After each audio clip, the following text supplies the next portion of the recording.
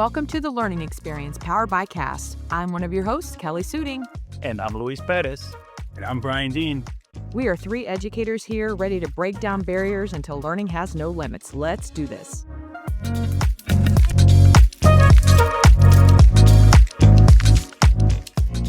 Hey friends, we are so glad that you're checking back in for another episode of the Learning Experience. So today it's just my pal Louise and I. Brian is out, I'm sure, making the world a better place as always, right, Louise? Well, in the world of news, we say that he's on assignment. There you go. So who knows what wonderful things Brian is out there learning about to bring back to future episodes of the podcast. But Brian, we're thinking of you. Hope everything's okay. We're on assignment. Ooh, I feel like I need some dark glasses. Okay, but you will not be disappointed because we are joined by two phenomenal guests that we cannot wait for you to meet. But before we get into the conversation about dismantling barriers for neurodivergent learners, Louise, I'm going to ask you a question. Are you ready? Yeah, hit it. Okay. So what's one thing when you were in school that you wish teachers had understood about the way you learn best? One thing. Oh, wow. You're putting him on the spot right off the get-go here. I think nobody ever asked me that question. Ooh. So I think even just asking the question, right, and listening to learners about how do they learn best, I think that's really empowering when you invite people to share what strategies, what things have you found that help you so that I can help you in turn as the educator, right? So even just opening the door, I think it's often the biggest thing you can do. So I appreciate that question. Thanks for putting me on the spot right off the get-go. I feel like it's payback, but I love that answer so much. So thinking about that, I remember when I was in school, I used to doodle a lot, right? And then the teacher would say, stop doodling, you need to listen. But I promise I was paying attention. I needed to do that in order to pay attention. And I think that there's so many misconceptions about what listening looks like and feels like to each one of us, and it's very different. I also think about just needing movement. I'm not going to age myself, but I'm getting ready to. I always wish, had we had standing desks back in the day or something like that, I would have been golden. Did you ever have standing desks, Louise, or anything? No, the opposite of standing desks. They were big and fixed, so they didn't really create a flexible environment. Like even just being able to forget adjusting their height. How about moving them? So that we could adjust the environment, right? Depending on the activities that we were engaged with. I grew up in an era where things were very industrial looking and definitely affixed to one spot in the room. So that alone gives you a lot of flexibility when you're able to move the furniture around. Yes, you're right. I mean, considering you're only 20 years old, that's amazing that you had that then. So I remember back then we had the overhead projectors and now we have interactive displays, right? Back then we only had access to handwritten notes. And now we have digital whiteboards, which have been game changers from my experience in the classroom, working with learners about having access to that and how engaging that can be. And did you ever remember erasing the chalkboard and getting dust all over your sleeves? Did you ever do that? Oh, yeah. And not only that, I'll really age myself because my first computer that I worked on was a TRS-80. So that's going back. I mean, the amber screen, I'm having a flashback right now. But it started my love of technology, right? So we all have to start somewhere. And so it was really basic. See what I did there? I was using BASIC, the basic programming language. But again, it started that fascination with computers and how they work. And that's what was important. Yeah.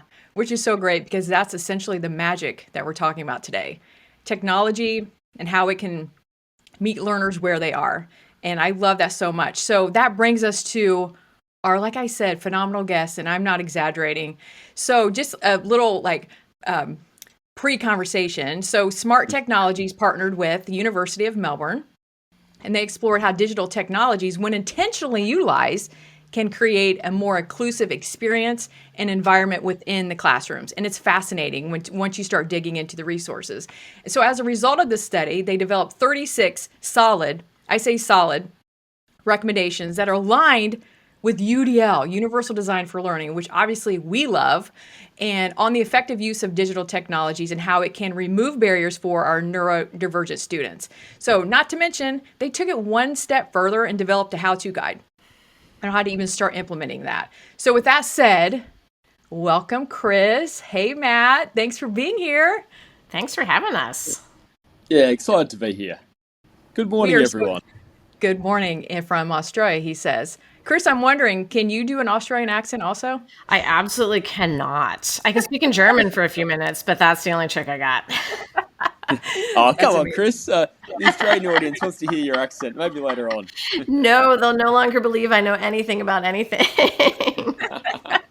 Well, I'll jump in and just say that with my screen reader, so I am a screen reader user, not full time, but I use the screen reader quite a bit because I have a visual impairment. I often will select the Australian voice when I want a break from my usual screen reader voice, and it's fantastic. Yeah. The work that we're doing to make these voices even better. So it's great to have you, Matt, and we look forward to hearing your accent throughout our interview. Thank you. We may ask you a couple extra questions just so you keep talking. I'm just kidding. Okay, so we want to get to know you a little bit better. So, Kris, how about we start with you? We would love to hear about how you started your UDL journey, your accessibility journey, and how it brought you to the work and your current role that you do today. Yeah, absolutely. So I was a overachieving girl with ADHD in a time where that wasn't really recognized, and school was really difficult for me. I did fine because I invented a lot of systems for myself. And so then I graduated, I went on with life, I became a teacher. And I was seeing a lot of behaviors happen in the classroom. And when I wasn't teaching, I was actually breaking wild horses. And one of the things we say when you're working with wild horses is that behavior is just a symptom of misunderstanding. So a horse doesn't walk into the ring trying to be bad, and our kids don't walk into the classroom trying to be bad either. It feels like it, but that's never their goal. And that for me was really a natural pathway to UDL, to understand, like, how do I change how I'm delivering these lessons so that everybody can connect with them and reflect back to me the best parts of themselves and what they're learning. And I think that the key moment for me is I remember I had this student, it was my second year of teaching, and he would not take notes and he would not do any of assignments. And I was like, I don't even know what's going on here. Turns out he had undiagnosed dysgraphia. And once we started to find ways for him to contribute, he was the coolest kid who actually started to contribute. And so that, kind of wove me through my teaching journey, really aligned with UDL and finding ways to help students be successful. And then I came to SMART a while ago. I've been there 14 years now. And in, I think, Matt, was it 2022, we first started talking about doing some research together. And in my role at the time as education strategist, I was really in charge of understanding what was happening on the education landscape. And so I started connecting with Matt about the project. And then at SMART, we decided we really wanted to kind of dive straight into making sure that we were aligning our products better, not only to be accessible and aligned with WCAG and all of that, but really to facilitate inclusive design for teachers. So how do we deliver hardware and software that makes it easy for teachers to create those lessons that are really aligned to UDL practices? And so Matt and I went down this journey together, and here we are today. And I'm just so happy with what we were able to do, and happy with the way we have been able to get it out into the world, and happy about how we've been able to get it into our products at SMART. Yeah, wow. I mean, you've come full circle, right? Starting in the classroom, having struggles yourself in the classroom, and then bringing it all together and making that change outside of the four walls of the classroom. That's why I think that's what we all want to do as educators.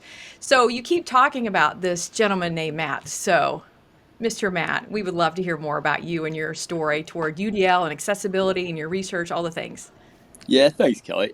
What's really interesting is you think about where, separated by oceans, but you find people like Kris and other people, at SMART, and you think, oh, that story is actually really, really familiar. That's sort of my story too. I'm a teacher by background. I've been lucky enough to work right from foundation, or our version of kindergarten, early years, into working with year 11 and 12 students. And I was a digital technologies teacher. And I, earlier on in my career, I had a group of students who were really wonderful kids, but they were disconnected from their peers, and they felt, and it wasn't that they were particularly like disruptive for anything. They were lonely, and so I really became interested in the idea of social inclusion in the classroom and thinking about how can we make school a place that's safe and happy, and then we know we're creating the conditions for learning. We know, and as a researcher, I've since learned there's some good reasons why that social inclusion element is so important, and how it creates those conditions, optimal conditions for learning, academic learning. But I think for me, it was really about, I wanted to create a classroom and a school community where people would want to come to school. And that's been such a big theme throughout this piece of research with Kris, is how can we make school a place where people feel like they belong? And I'm neurodivergent myself. I'm an ADHDer. And that really inspires a lot of my work in this space. About how can I create a learning environment that would have, helped me when I was younger, but also the young kids that I've worked with over the past, 15, 20 years, and trying to think how can we constantly work to improve our school system to remove those barriers. So that's my background, but it's always been an evolving story. You keep meeting new people like Kris and other people, and you always try to learn something. You think, oh, geez, this is exciting. Let's do something new. Let's collaborate. Let's work together. And I'm lucky enough to be a researcher now at the University of Melbourne in the Learning Intervention team. And that's sort of that next chapter of my professional journey, been able to work with some wonderful teachers who are in service, as well as some initial teachers who are just beginning their teaching journey, and to be able to help them to develop a suite of strategies and resources and mindsets to be able to make sure that we continue supporting neurodivergent and students and neurotypical students, all students. That's fantastic. I love to just hear about your journeys and how you bring lived experience to this work, right? That really informs how you approach both research and practice. So we're very much interested, in seeing that loop of research to practice, practice to research, and how they can inform each other. So we'd love to definitely have a conversation about research and the work that you've done. And so could you give the audience a quick summary of the research that you've done in partnership? And maybe we can start with you, Kris. How did this partnership come about, and why did you decide to focus on, I think I know the answer, neurodivergent learners. I think it's informed by your personal experiences, right? I'm guessing. Oh, 100%. And so this is actually a really great story because it started over a cup of coffee that Matt was having with one of my amazing colleagues, Beck, who lives in Australia. And they'd just been meeting, they'd been talking about, how could tech influence what's happening in the classroom, and how could, SMART combine some of the things we were doing with the research that Matt was doing. And from this cup of coffee, this idea kind of grew. And when it made it to me, I was like 100% absolutely. We need to do that because these are the invisible students. And I feel so passionate when we talk about neurodivergent learners because nobody saw me. It took me a minute to recognize the kids in my classroom when I first started teaching. And I wasn't prepared really coming out college to meet some of those needs. And it felt really significant that we look at the role that technology plays. And it felt really important to SMART as a company to kind of put our products to the test and say, hey, like where are we meeting this need?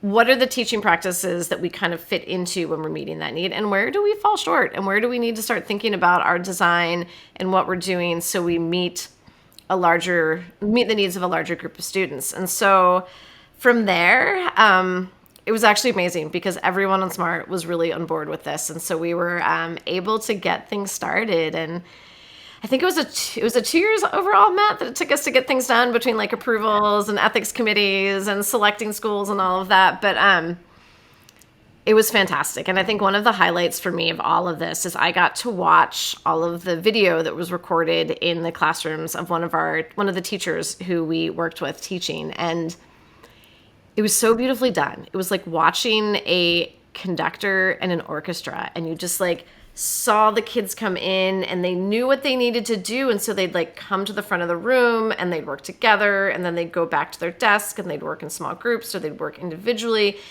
And everybody was kind of doing something different. Like they weren't all working on the same things. They weren't all working at the same level. And it was so fluid and natural, and you didn't see any students who were kind of checked out. And that is the magic of UDL with technology. And so now that we've got these recommendations and are able to get them out there, it's been a great thing. And how about you, Matt? Can you share your journey as part of this research? And I love what you said earlier. I want to go back to that a little bit about joy, right? Yeah, And joy. bringing the joy back into learning. And I want to highlight that because it's really a theme in UDL Guidelines 3.0, right? How do we make joy or learning more joyful? And like you said, Kris, a place where people want to show up and they want to be there because they feel seen and validated and celebrated. Yeah, I think just that joy element is so important, isn't it? The idea that, for our children and young people, the idea that school should be a place where you want to be. And I think that joy is really important.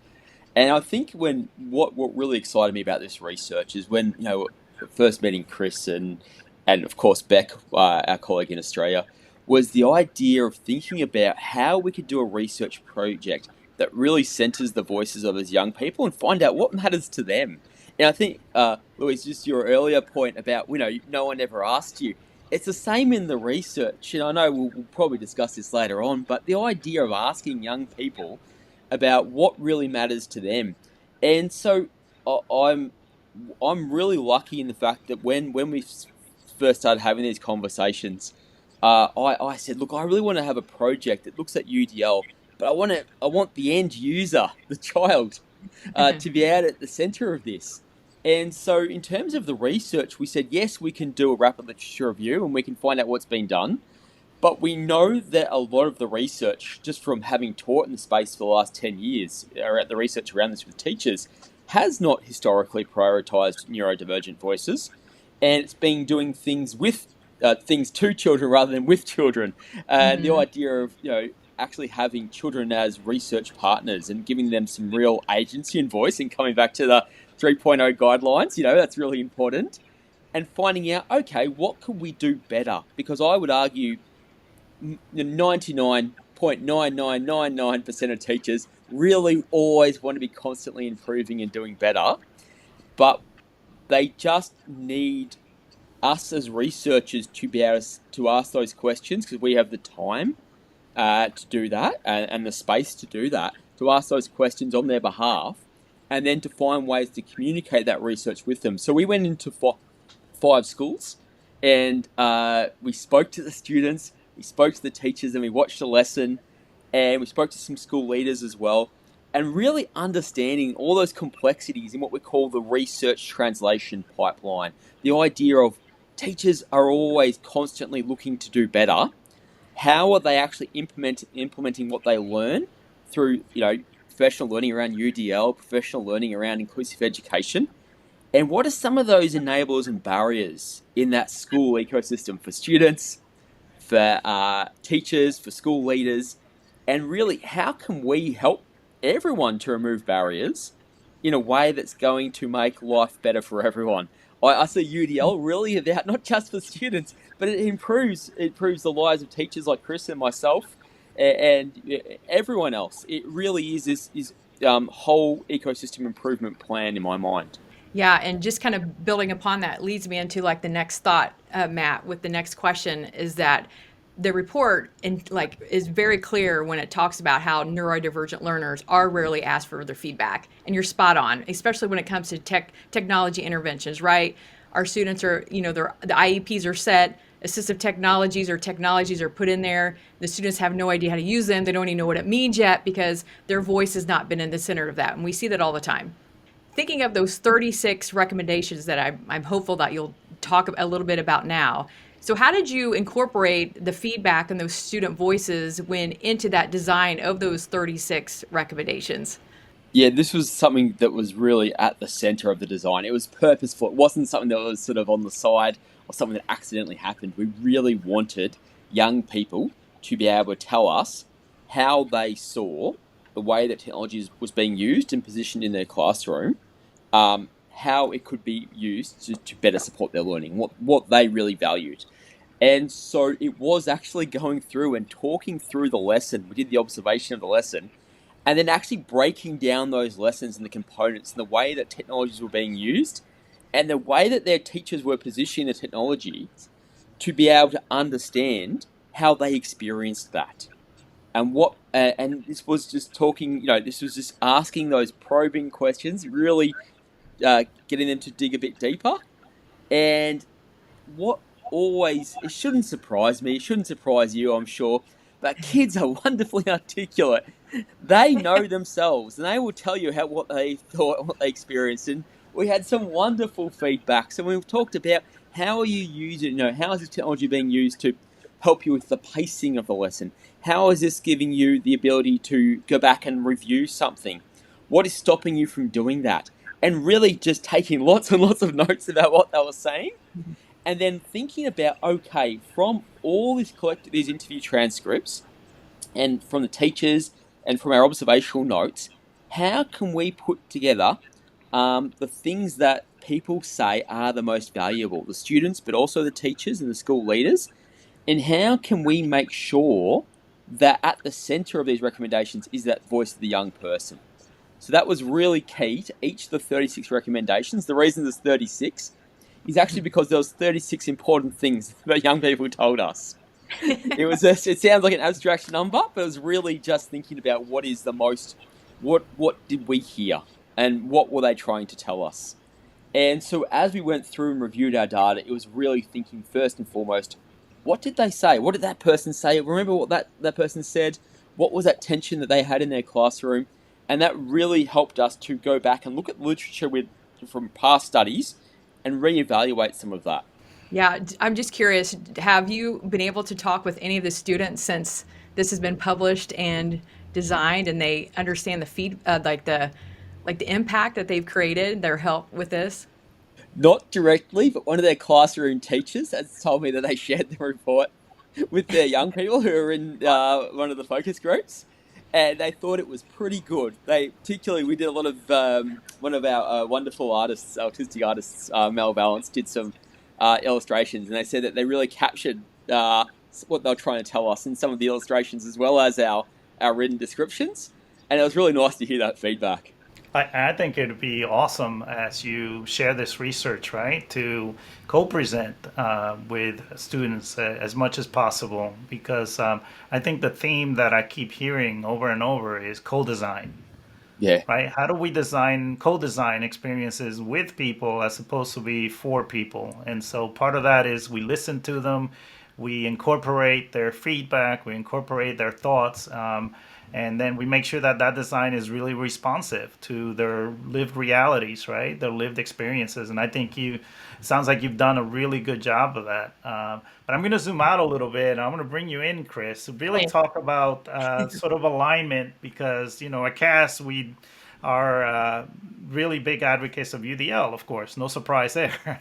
But how did you sort of connect UDL principles to the idea of neurodiversity-affirming student agency? And student agency, from everything that you've said, really is at the center of this project. So overall, it seems really well aligned to the UDL principles as, set out in UDL Guidelines 3.0. But tell us a little bit more about that alignment. So for me, when we were kind of starting down this pathway and I was thinking about, what EdTech brings to the table, I really think about kind of these UDL principles in terms of affirming our neurodivergent learners by giving them choice, right? It really is about when we deliver a product, do students have choice in how they consume that information, right? Do they have choice in how they contribute that? Can we make sure that we're able to vary things like the pace and the location of delivery? So when you think about we do both hardware, right? We do smartboards, and then we do collaborative software. And in both of those spaces, while they're very different, not limiting ourselves to the teacher viewpoint of those. I think EdTech started out as a teacher tool. You guys mentioned that. We had overhead projectors and we drew on them, and I dissolved magazine images on them to teach science with them at home. And then, you got an interactive display in your classroom, and it became a better way to deliver information to students. And we've done a lot of iterations of better ways to deliver information to students, but that's not actually what students need, right? When we listen to the students, and we understand where they are, they're going to have different ways that they want to take that information in. They're going to have different amounts of time they need to process that. They'll have different amounts of time they need to practice it. And they'll have different ways that they want to communicate back to you their mastery of that. And so that's where really taking these UDL principles that, make sure we're designing for that in the lessons we create. So then how do we create the bigger framework with the tech and make sure that we put things in the classroom that make that easy for teachers? And so it's been, kind of a twofold piece for us is taking the research and making sure we show you some concrete examples of how to do that. And then going back to the product design and making sure that the products will live up to what we're saying in the 36 recommendations and when we talk about them. Yeah. So just looking ahead with SMART, what kind of metrics or feedback mechanisms do you plan on to track to assess how effectively these strategies do improve experiences for neurodivergent learners? I love that question because it's tied to some of my favorite projects. So a couple of things we're doing. So we have a really large ambassador community, and those are people who are using our products and connected to us and connected to each other. And so we do regular surveys of them to kind of get a measure on, is this assumption accurate and how are they using them? All of those pieces. And then we're also hoping to launch 3 action research projects this year where we actually are able to go into classrooms and observe in action and make sure we're still seeing these things across the globe in classrooms who may be emerging in their UDL use or may be really good at it. We want to kind of see what that difference is. And so, yeah, we're looking to see this manifest in classrooms with teachers and then hopefully share more of it to kind of encourage more people to think about teaching in a more UDL-centered way.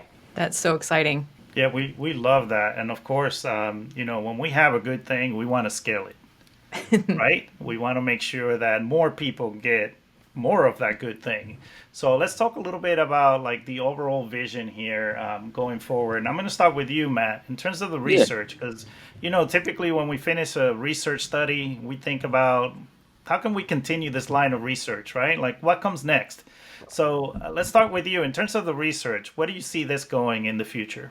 Yeah, it's so interesting because I think there's the part about how we disseminate this and get it out there into the hands of teachers. And I've got to be honest, I feel like a lot of research, we have wonderful research out there and it gets published in a journal that charges $2,000 a month to access, and it sits or it gets dusty on a shelf if it's printed. And we want to get research into the hands of teachers. And this is one of the wonderful things about partnering with industry partners like Smart, is you can get it out there. And they've got these wonderful networks we can work with to be able to get teachers the right information and to be able to find out how do we actually put this in place. So there's that part about research communication.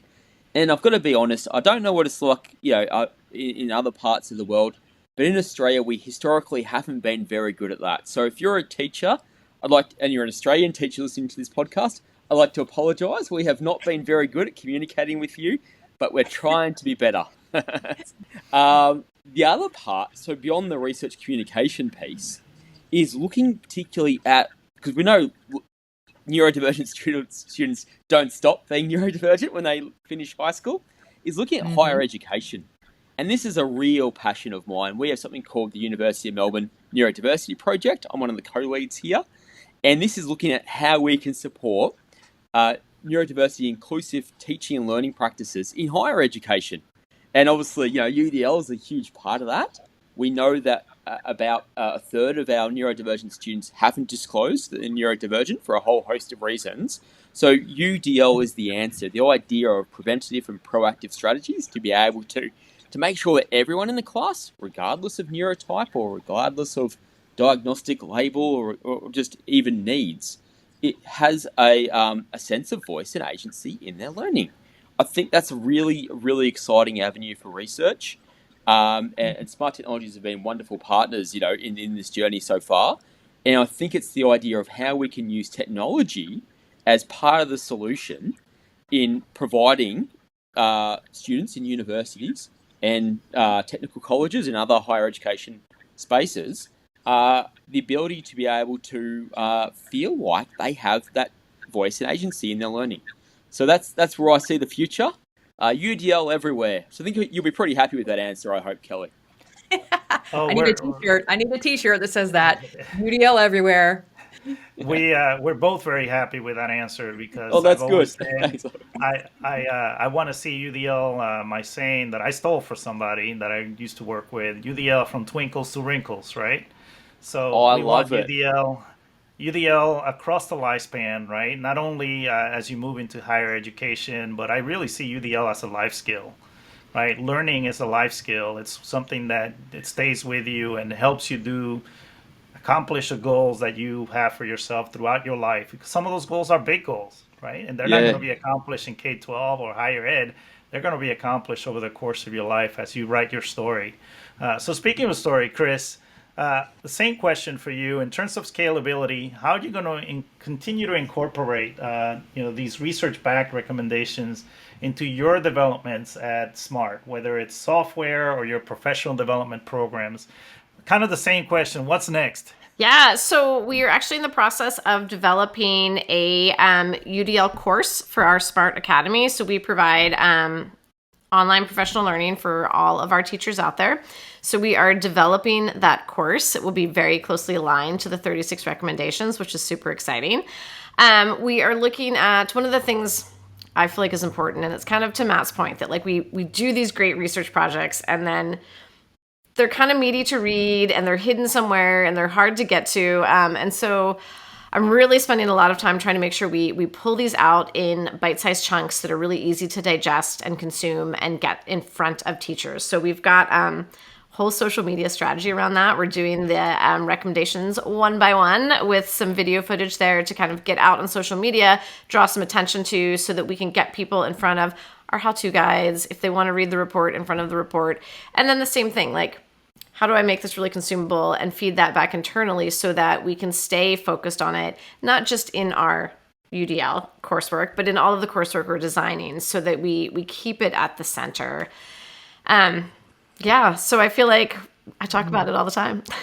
So how, if people want to follow that social media campaign, because I think you both hit on something here that often we do really good UDL work, but we don't disseminate it in a UDL way, right? And it's really the dissemination that's going to have the greatest impact. So we want to make sure that, especially when our audience is typically people that are maybe neurodiverse or neurodivergent, right, that we present that information in the UDL way. So you mentioned a social media campaign is a great way to do that. Yep. So how can people follow that? Yeah, so people can find us on Instagram or Facebook. We are at Smart Social and at Lumio Social, and I can share that with you guys so you can put that in the podcast notes as well. Yeah, and so you've already, just by chunking it down one at a time, right there, you're already UDLing it, so it's not so overwhelming. And just tag me, please. I don't want to miss any of them. If it's on LinkedIn, all the social media, tag me. I want to make sure I can dive in right along with you. So as we wrap up here, I feel like we could just keep talking, Louise. This happens to us quite often, but we're going to start wrapping it. But before we go, just what, from both of you, Matt, we'll start with you. What is like one of your, just in one sentence, maybe one of your strongest, most passionate takeaways from this project? We should be working with our young people to be able to improve our classrooms. It's very simple. And I'm trying to think just one sentence. So here's a monologue, Kelli. It's like, no, one sentence is the rule. So yeah, that's it. My one sentence. Rule follower. What about you, Kris? Yeah, mine is pretty much the same thing. Like learning is something we need to do with students and not to students. I love that. I think we'll end on that, Louise. What do you think? I think that's a great place to leave the conversation. But again, follow the different resources that we're going to share in the show notes. And there's, 36 different recommendations. But know that, you start and one at a time. And you implement a few of them at a time and you get comfortable with them. Like we always say with UDL, it's a building practice. You build it over time. So thank you so much, Matt and Kris. It's been a pleasure having you on the podcast. Kelli, any parting words? No, just be sure, friends out there, to look at in the show notes, and you'll have links to the research, the projects, the how-to guide, the 36 recommendations. You're going to follow them on every single social media platform that you possibly can, so you can dive right along with them. Friends, it has been a true honor to have you both here, and we're so excited for our listeners to be able to have this experience as well. Thank you so much. Thank you. It was great to be here. Thank you both. Thank you both.